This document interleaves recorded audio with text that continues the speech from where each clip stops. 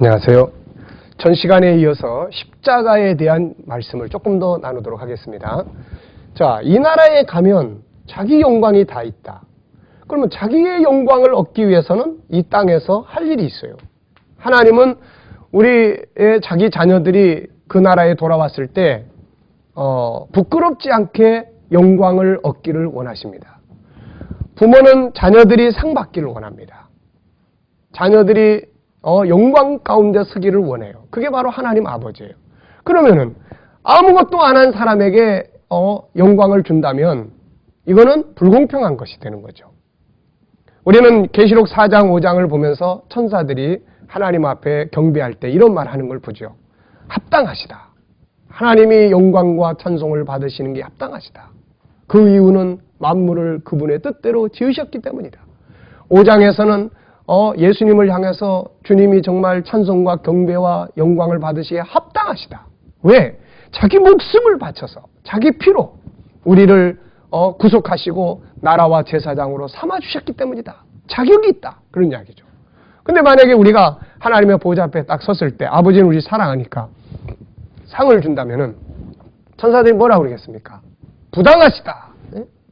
합당하다 이래야 되는데 부당하다 이렇게 돼버리면 어떻게 됩니까? 하나님 그 사람이 뭘 했다고 그런 상을 줍니까? 내가 그 사람 사는 거 옆에서 다 봤는데요. 예? 맨날 주님을 이용해서 자기 먹고 사는 것만 살았던 사람한테 그런 상을 주시다니요. 부당하십니다. 천사들이 옆에서 계속 부당합니다. 부당합니다. 그러면 더 큰 망신을 당하게 되는 거죠. 우리가 하나님께서 우리에게 착하고 충성된 종아 그러면서 상을 주실 때 아버지는 자식들에게 상 주기 원하시는 거예요. 그 상 주실 때 옆에 있는 천사들이 손뼉을 치면서 하나님 합당하십니다. 정말 하나님은 공의로우십니다.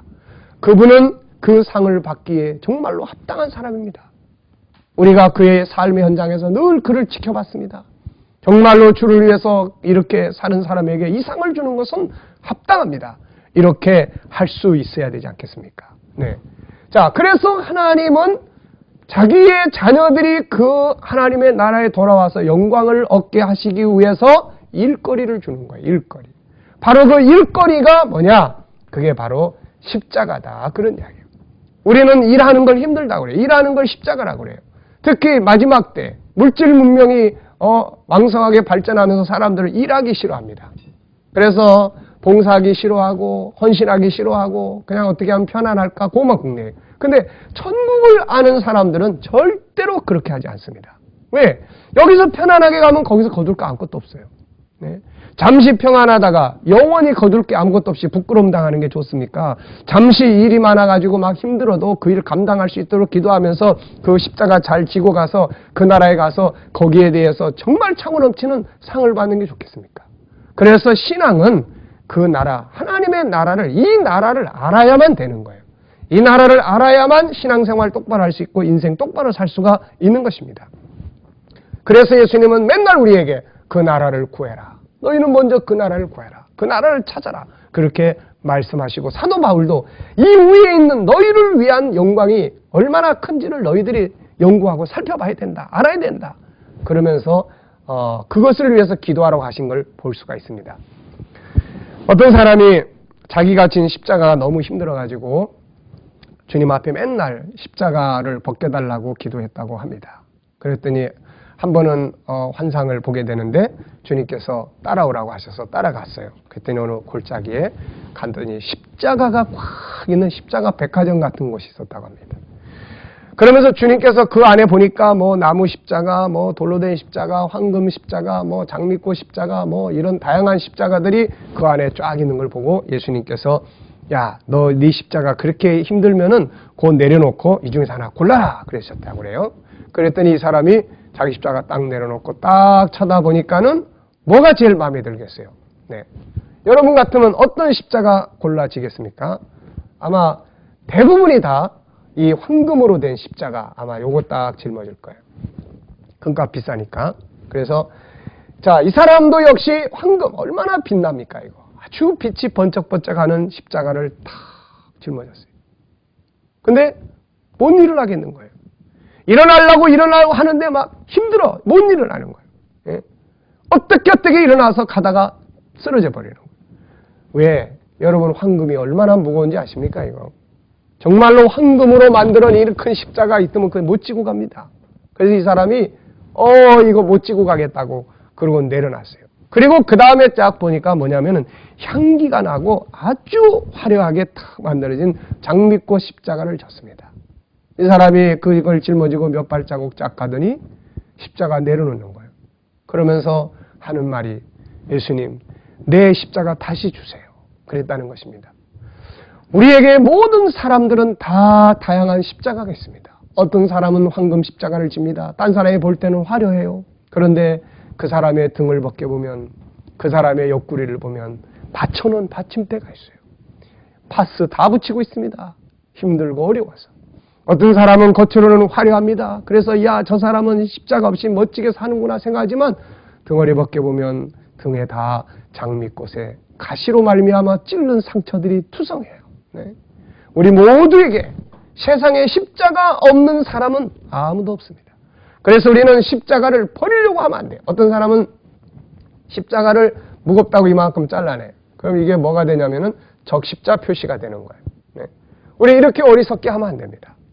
십자가를 벗겨달라고 하지 말고 우리는 그 대신에 십자가를 질 수 있는 은혜를 달라. 이렇게 기도를 해야 되죠.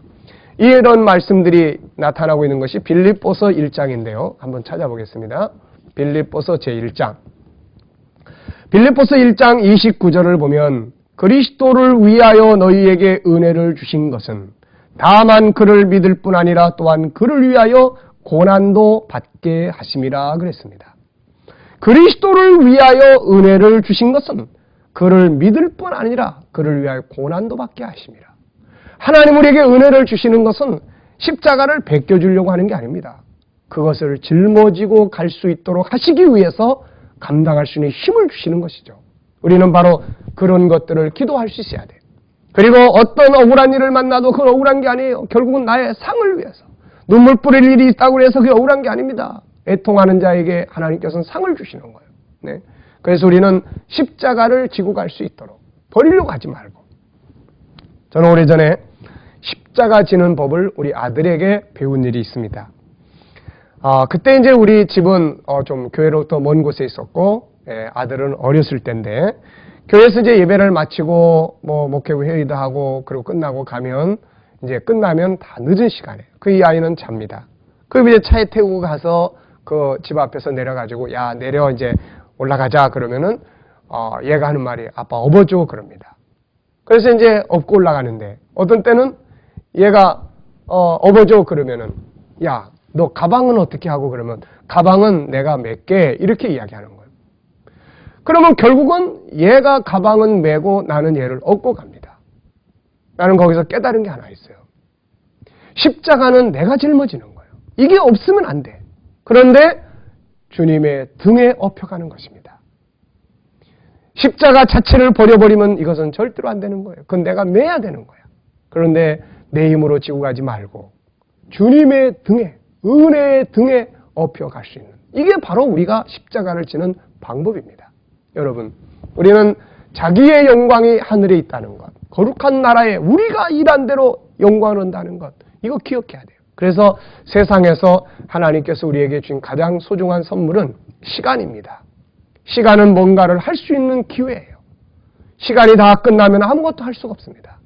우리는 이 세상에서 하나님 우리에게 주신 시간 속에서 우리에게 주어진 일거리들, 십자가를 막 무겁다고 버리려고 하지 말고 감사함으로 짊어지고 갈 수 있는 그게 믿음이든 그게 사명이든 가족이든 그것이 누구든 간에 억울하다고 생각하지 말고 왜? 그건 다 나의 영광으로 돌아올 것이기 때문에 그렇습니다. 우리는 바로 이런 믿음을 가지고 이 땅에서 살아야 되는 거예요. 그래서 우리가 세상에 있는 것만 보지 말고 이 위에 있는 것을 보라고 말해요. 위에 있는 것. 위에서 무슨 일이 벌어지고 있는지, 위에서 뭐가 준비되고 있는지, 위에서 장래 우리가 어떻게 나타나는지 이거를 보라는 거예요. 예. 골로새서 3장을 한번 보십시오. 골로새 3장. 바울은 여기를 갔다 왔잖아요. 그러니까 늘 위의 것을 보고 사는 사람입니다. 우리에게도 그런 부탁을 하죠. 3장 1절. 그러므로 너희가 그리스도와 함께 다시 살리심을 받았으면 위의 것을 찾으라. 거기는 그리스도께서 하나님 우편에 앉아 계시느니라. 위의 것을 생각하고 땅의 것을 생각지 말라. 네, 땅의 것을 이것만 보고 살지 말라는 거예요. 이거 보고 살아야 돼요. 자기 영광이 하늘에 준비된다. 내가 억울한 일 만날수록 거기서 영광이 하나씩 준비된다 그러면 아마 다 짊어지고 갈 겁니다. 우리가 만약에 이 나라에 대한 영광을 바로 안다면 세상에서 남의 십자가도 막 훔쳐다가 짊어지려고 그럴 거예요. 우리나라 사람들은 막 열정이 있지 않습니까? 이게. 그런데 이걸 모르니까 내 십자가 슬그머니 내려놔요. 딴 사람한테 대신 지라고 그러고 네가 지라고 그러고 난 질 만큼 졌으니까 그만 질 거야 그러고. 왜? 이걸 모르기 때문에 그러는 거예요.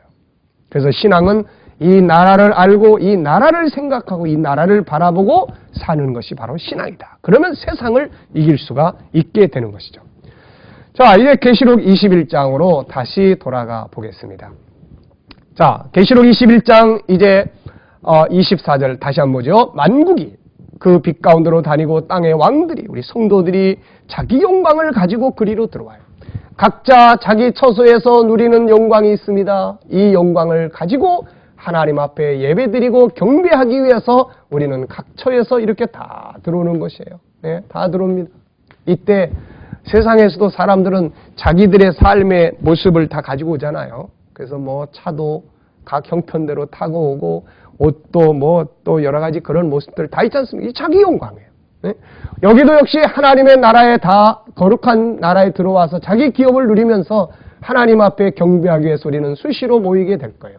다 이 성 안에 모여서 하나님을 찬양합니다. 각 처에서도 찬양하지만 우리는 이 거룩한 성에 모여서 하나님을 찬양할 거예요. 근데 이때 들어올 때 다 각자 자기 면류관 쓰고 들어오고 자기 영광 가지고 들어오고 자기 섬기는 천사들 함께 동행해주고 그게 바로 우리 각자의 영광이에요. 그래서 우리가 쓴 면류관에는 아마도 이 사람을 면류관을 딱 보면 저 사람은 순교자구나. 저 사람은 어떤 헌신을 한 사람이구나. 저 사람은 정말 생명을 많이 구원했구나. 이런 것들이 다 나타나게 될 거예요. 세상에서도 우리가 훈장이나 뭐 이런 거 딱 타면은 그 사람들 그 훈장에 보면 무슨 뭐 스포츠 때문에 훈장 받은 사람 또 뭐 전쟁에서 싸워서 뭐 공을 세운 사람 다 다르지 않습니까? 마찬가지예요. 네. 그래서 이때의 영광을 우리는 잘 기억을 하셔야 됩니다. 26절에 사람들이 만국의 영광과 존귀를 가지고 그리로 들어오겠고 네. 무엇이든지 속된 것이나 가증한 일 또는 거짓말하는 자는 결코 그리로 들어오지 못하네. 오직 어린 양의 생명책에 기록된 자들 뿐이니라. 자, 여러분. 이게 참으로 엄청난 말씀입니다. 네. 자, 만약에 이 강의를 들으시는 여러분들 가운데 어떤 한 분이 오늘 하나님의 부름을 받았다고 하십시다. 우리는 언젠간 다 부름받거나 그 나라가 임할 때 다 한꺼번에 변화받아서 그분의 보좌 앞에 다 서게 되지 않습니까? 그런데 자, 예를 하나 들어서 우리가 오늘 하나님의 부름을 받아서 그분아 이제 이 성에 들어간다고 해보십시오. 딱 들어가려고 했더니 이 앞에서 천사들이 딱 가로막습니다. 그러더니 어디서 오신 누구십니까? 예, 저는 아무데서 일하던 아무개 교시 일하던 아무개 집사입니다. 잠깐 기다려보라고 그러더니 이 천사들이 생명책을 딱 봅니다. 근데 이 천사들이 얼굴 색깔이 별로 안 좋은 거예요. 그래서 이 사람은 초조해지기 시작하죠. 웬일인가? 그랬더니 천사가 하는 말이 한참 있더니 아이고 안 됐습니다만 생명책에 이름이 없네요. 만약에 이런 상황이 벌어진다면 어떻게 하시겠어요? 네? 아마 이 사람은 어쩌면 틀림없이 예수님은 나를 알고 계실 테니까 예수님 좀 불러주세요 그럴 거예요. 천사가 하도 딱 하니까 안에 들어가 가지고서는 예수님 이러이러한 사람이 왔는데 생명책에 이름이 없습니다. 주님을 안다고 하는데 한번 가보시죠. 예수님이 그 사람을 위해서 나오셨어요. 이 사람은 막 슬퍼하고 눈물이 그렁그렁 하면서 주님하고 달려가는데 예수님의 얼굴 표정이 전혀 아닙니다. 난 너를 도무지 모르겠다. 이 악한 자를 저 지옥의 형벌에 갖다 던지라고 하실 때 여러분 그때 하는 말이 무슨 말이겠습니까? 그때 부르짖는 말이 엘리 엘리 라마 사박단일 거예요. 하나님 하나님 나를 버리지 말아 주십시오. 여러분 세상에서 어떻게 사느냐가 중요한 게 아니에요. 세상에서 사람들이 우리를 보고 손뼉을 쳐주고 이런 게 중요한 게 아니에요. 정말 그분 앞에 섰을 때 내가 널 모르겠다. 이 악한 자를 바깥 어두운 곳에 던져라. 이것은 있을 수 없는 이야기 아닙니까? 내 자녀들이 그런 자리에 서서는 안 되잖아요. 그래서 예수님께서 이 땅에서 너희 이름이 하늘에 기록된 것으로 기뻐하라고 하신 것입니다. 정반대 상황을 한번 생각해 보십시오. 자, 우리가 이제 주님 앞에 부름을 받았어요. 그리고 갔더니 이 성 앞에서 천사가 딱 서 있으면서 생명책을 봅니다. 암흑의 지죠. 어떻게 하셨습니까? 오늘 주님께서 당신이 이곳으로 오실 것이라고 미리 말씀해 주셨습니다.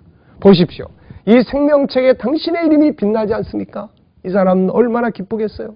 그러더니 이제 들어가 보십시오. 주님이 당신을 기다리십니다. 그래서 성에 쫙 문이 열리는데 빵파레들, 천사들의 빵파레가 쫙 울려 퍼지면서 암흑의 집사 드디어 도착하다. 이렇게 울려 퍼지면서 손뼉을 치고 마치 올림픽 스타디움에서 그 마라톤 선수들 마지막에 숨을 헐떡거리면서 골인 지점에 탁 도착할 때 수많은 사람들이 일어나서 환호하는 것처럼 하늘에 앞서간 하늘의 백성들, 성도들, 그리고 수많은 천군 천사들이 이제는 다 끝났습니다. 이제는 승리했습니다. 이제 당신은 승리했습니다. 다 끝났습니다. 그러면서 주님 앞에 안내하고 그 주님께서 그 사람을 위해서 예비한 면류관을 씌워주시고 그 사람을 위해서 예비한 기업을 보여주시고 그를 섬겨줄 천사들이 그를 섬기면서 기업을 누리게 되는 이러한 멋진 영광을 우리가 가져야 된다. 그런 이야기예요.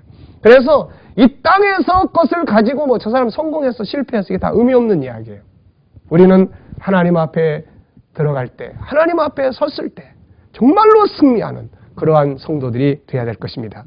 자, 그래서 거짓말하는 자, 속된 것이나 가증한 일 다 그 나라에 못 들어갑니다. 생명책의 이름이 기록된 자들, 생명책의 이름이 기록된 자들.